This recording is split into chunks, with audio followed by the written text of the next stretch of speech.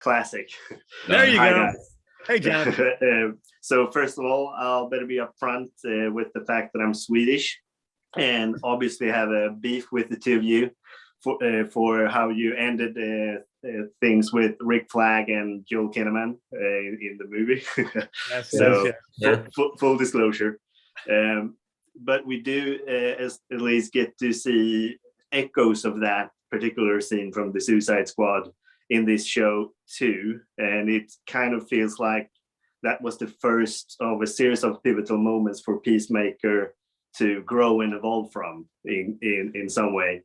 So is this why you felt like there were more to the story with this character in particular when HBO asked which one you wanted to make this spin-off series revolve to? Yeah, I think that was part of it. I think part of the thing that was interesting to me about this character was him starting to question his ideals. This is a guy who has been led around by his ideals. Every choice he's made in his life has been about his ideals, which is, peace at any cost. And I think he's starting to question that and how he's living his life and how those ideals have actually kept him away from forming any sort of bonds whatsoever with other human beings. Yeah. And you guys really thrive in the R-rated world. We already knew that from the movie. But it's also a fact that only a few scenes between John and Crystal Mudry, I think her name is, make us all know during the climax of the first episode, if you will. Did you get any pushback at all regarding taking anything too far while creating this season from the XX? Yes. So it could have been even you could have gone further down that rabbit hole, I see. Oh no, I went as far as I wanted to go. I got everything I wanted. But did I get pushback? Sure, sometimes.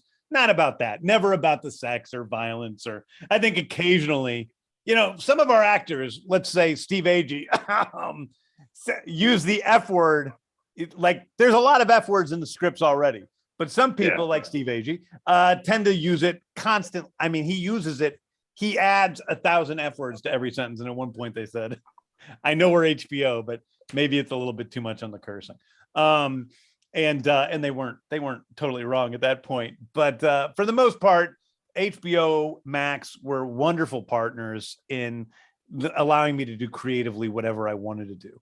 And anything that we ever got pushback from, HBO Max was actually always my allies in allowing us to push it further, because it would have come from other corporate entities around Warner Brothers as opposed to HBO Max. So HBO Max was fantastic, supporting us throughout the whole process.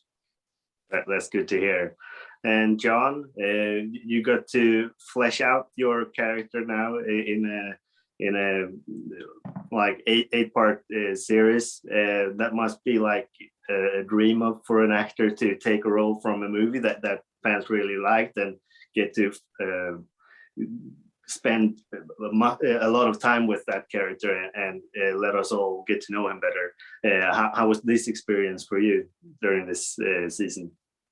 Well, certainly to be able to do an episodic is amazing, because you can lean into a lot of stuff a lot longer. You don't have to rush and get through it in an hour 45 or 2.5, or you have a lot more time. I think Peacemaker is interesting because I love what audience were saying about Peacemaker. After seeing the Suicide Squad, their question was why give this piece of shit his own show? Because people, in the brief instances you saw Peacemaker in the Suicide Squad, you didn't like him. And he certainly wasn't, according to audience feedback, he wasn't deserving of that accolade. And after that feedback came out kind of after we already had Peacemaker in the can. So that was even more, to me, more interesting, because I know what James wrote. I know what we filmed. I know the moments we lived. And when people, I think people really genuinely hated Peacemaker, but he's the type of guy you want to root for. I'm a sucker. I'm an optimist, but I believe in humanity. And I believe that there are only very few very few rotten to the core human beings out there. And I think in the Suicide Squad, you got to see that Peacemaker's an asshole, but he's not rotten to the core. That's right. Yeah. And I think that makes for a very interesting storyline. And I like the fact that people are going into the show with the question of like, why does that asshole get a chance to get the spotlight? Because now he does have those redeeming moments where you want to be like, damn it, man, you're better than that. And I think that's going to be an interesting journey for the audience. His father might be to the core, though. But his father is rotten to the core. And I believe in evil. You know, I believe evil exists. I believe that there are really bad people out there. Like John, though, I do not believe that's a majority of people. I don't believe it's even a substantial minority. I think it's a certain percentage of the population that are just evil pieces of shit. And Augie Smith is one of those people. And unfortunately, he raised a son who, you know, you also find out through the series is actually a kind of sensitive human being, maybe even oversensitive in certain ways. And because of that sensitivity, he's built this thing around himself that is a protection against that. And so that interplay for me of seeing that person was interesting. Yeah, I can imagine. And since you wrote all episodes, but after watching every episode has an end credits scene, and it feels like a lot of scenes might have been improvised or added on. Or otherwise, you must be one hell of a writer because I don't understand how you can come up with all of that, but I also can't understand how, John, you can come up with all of the stuff we hear you say. And I'm now talking about the post-credit scenes that are like little things I guess you wish you could have used in the show but couldn't, or was the end credit scenes planned? They were planned. I mean, it was like, they weren't always planned. Sometimes we use something that I didn't know we were going to use. Like the first episode, that was just, you see a little piece between him and his dad. And that was just something I threw at Robert. And then John's reaction is classic. And I thought it was funny. And so we put it at the end. And I thought, our crew works hard. We have a hard-working crew. And I would love for people to stick through the credits, look at those names, and also hear the great songs that we have playing over every single end credit sequence, and stick through the end credits, listen to the music, and watch those end credit scenes. So I thought, I thought it was nice to give something to the fans who stick through the credits on every episode. And sometimes it was improv, sometimes it was John's improv, sometimes it's me shouting stuff at John to say, sometimes it's us going back and forth. And then sometimes it was stuff that was written that just didn't make it into the cut. So it just depends from episode to episode. And then there were times near the end where I was like, oh my God, we don't have anything for episode 7. I got to get something here. And so I actually went out and tried to make something for that episode. But so it varies. It's a good segue though, with the music. Since you obviously, the Swedes always felt like you hated us after the Suicide Squad, since we killed off our hero. But in this show, we get Dynasty, Sister Sin, and the Finnish Hanoi Rocks. Yeah. So who's the glam rock fan of this show? Me. Yeah, 100%. But also Peacemaker. I mean, it's music that seemed to match Peacemaker's personality. So it's written specifically for him. But let me also say to the Swedes, I'm a huge fan of Swedish music, of Swedish pop. I have thousands and thousands of Swedish pop and rock tunes from over the years. Everybody from Eggstone to Money Brother to Monster to whomever. These are all, I love, Swedish music and Northern European music in general. And so using some of the sleaze metal bands from that area, which is really the place where it sort of survived and stayed the strongest, was exciting to me to give some of these really great bands a spotlight.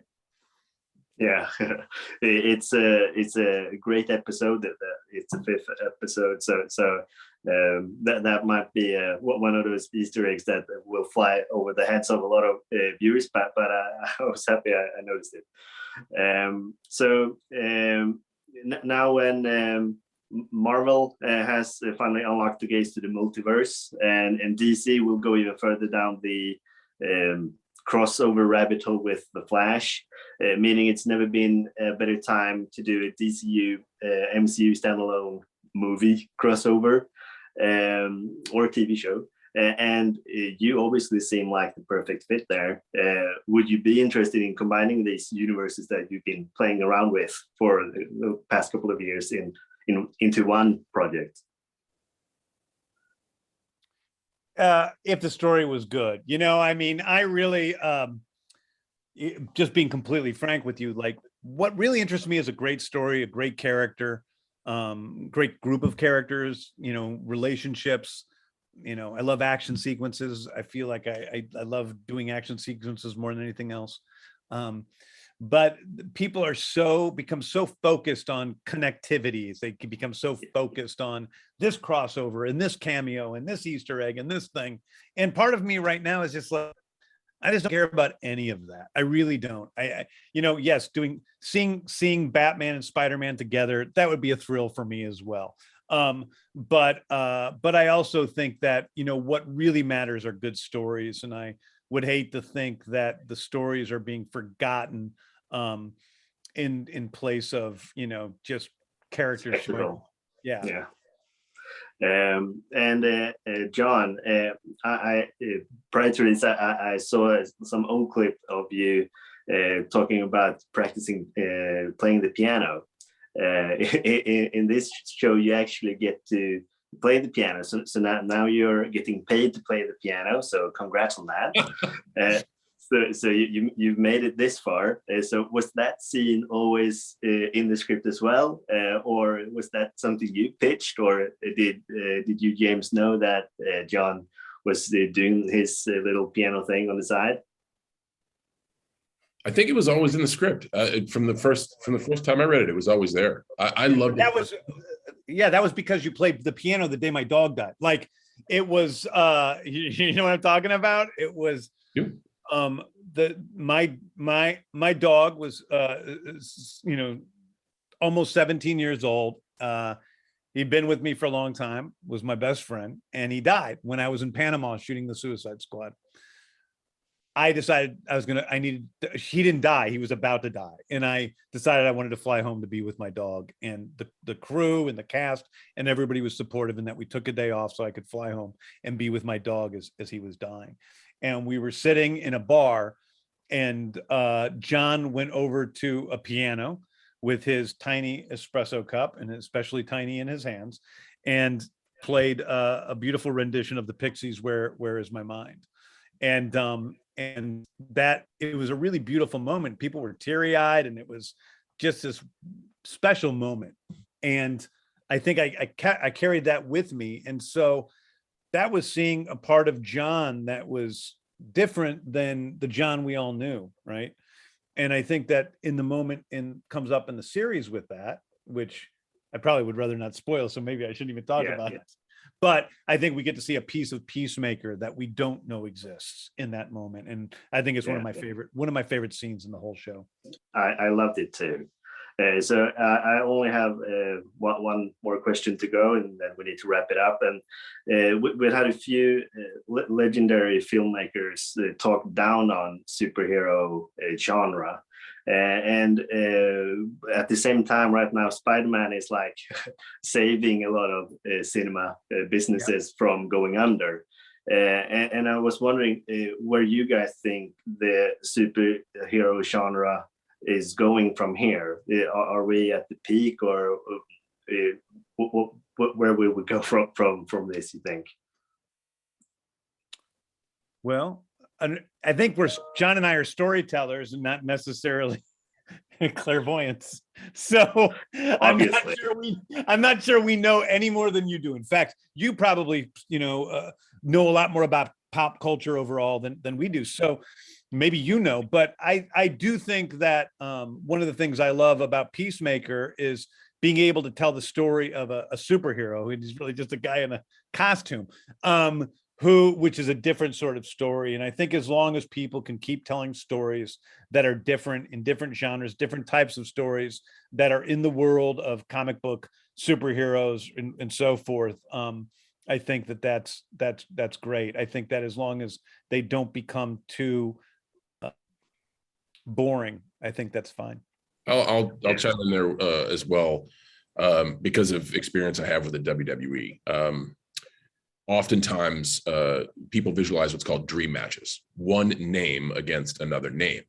And many times when you simply just book a dream match, the dream match can be a letdown because there is no story. So now you have a world with all these identifiable IPs, all these names, all these main event players. And on paper, it all sounds great. I want this main event player against this main event player. But in WWE speak, you're only going to sell the stadium out if they believe. And they have to believe in the story, and they have to be interested in the lead up to the payoff. So it could be a gift, it could be a curse. The gift of a bunch of identifiable IPs is now you can play around with the story. But if you just get complacent and lazy and throw Iron Man and Batman on the top of a marquee, you may draw once, but if it's not entertaining, you kill the IP. So I think in going forward, the superhero universe has done such a great job with identifying the world with all their IPs. They just have to not get complacent and just plaster the IP places. They have to keep in mind, like and the thing I say is you take everything like it's your first match. You take everything like it's your first story. So as long as they stay invested, like James said, I don't see a reason for people not to be interested, because WWE's been around forever and they keep on trucking along even without me, because they have meaningful characters and they develop wonderful stories. And I think if the superhero genre can do the same thing, I don't see an end in sight. Great. Thanks for all your answers, and good luck with the premiere, guys. Thanks, Jonathan.